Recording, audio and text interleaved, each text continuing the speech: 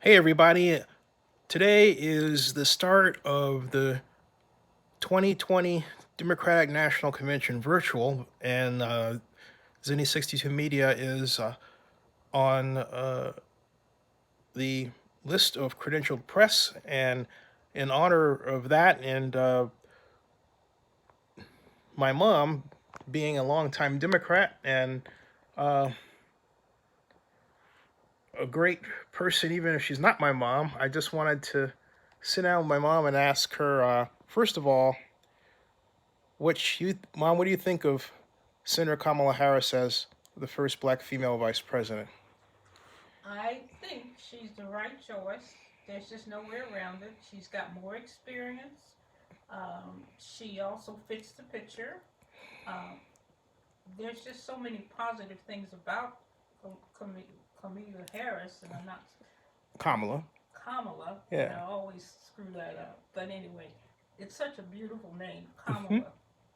Anyway, I think she has all the experience. I think she has everything it takes to start day one if something goes wrong with our president elect.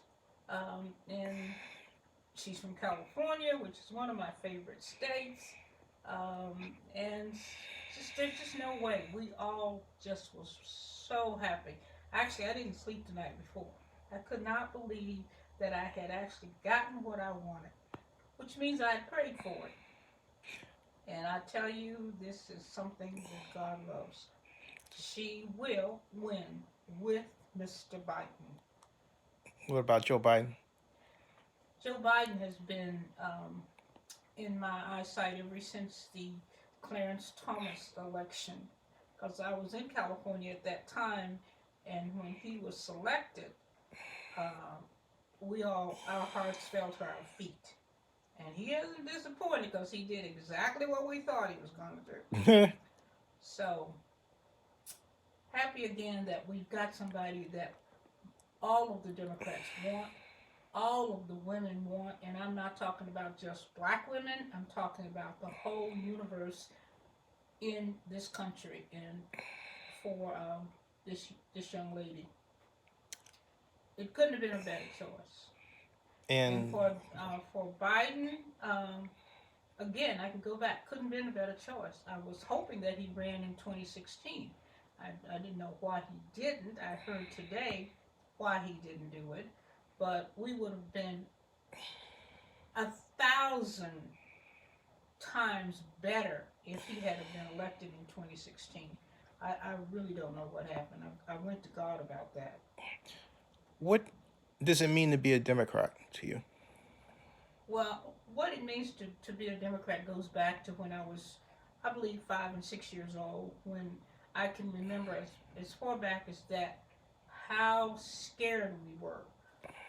I was born in 1934, which was right uh, after, I think, from what I can remember, the Depression was just winding down. But I heard about it every day. And when Roosevelt came in and had those fireside chats, I can remember how important that was to my family. It sort of gave us a grounding, like when we found out, when I was a little girl and found out that the Lord had died for me to save this world, and that was a whole different train of thought. So that's why I'm a Democrat. They always have served the the the the people that run this country. In other words, the middleman, not the rich man.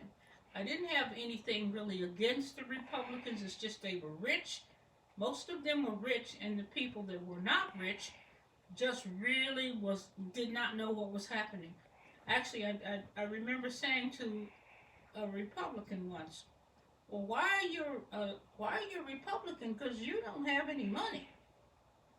So the Republicans have always been known to favor the rich. And if you go back to the Bible, that's just not going to help you. It's harder for a rich man to go to heaven than anybody else we know. So you can take it from that. What also I said that you're part of history because you were one of the first group of black women to work for United Airlines, right?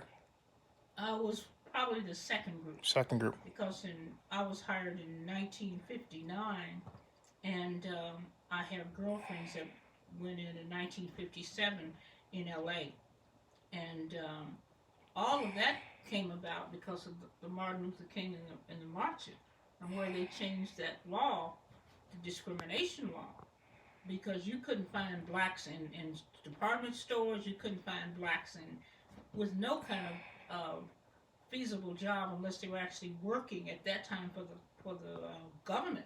I believe, from what I can remember, the post office was one of the first government agencies that hired blacks and really put them where they could buy homes, they could get mortgages, all the great things. And you had people that were starting to be doctors and lawyers and all kinds of things working for the post office in order to pay their tuition, in order to try to get further ahead. That's what the whole, when they gave the black person uh, the ability to get a good job, to get a good education, that's when they started breaking all these barriers. Because they said, get a good education, for God's sakes, follow all the rules, and then you were able to be a better citizen and also take care of your family. And that was, you worked for United for 30 I worked years? for United 25 years. I worked for United until Wall Street and all these big companies started acting crazy. And that's when you stop getting your raises. They would hold your raises. You work like a dog. You would expect this good merit raise. You didn't get it because they said times were hard. I have no idea. All I know is that I left in 1994. I'd stayed there 25 years, and it's really was a good company to work for. So 1969 to 1994. Yeah.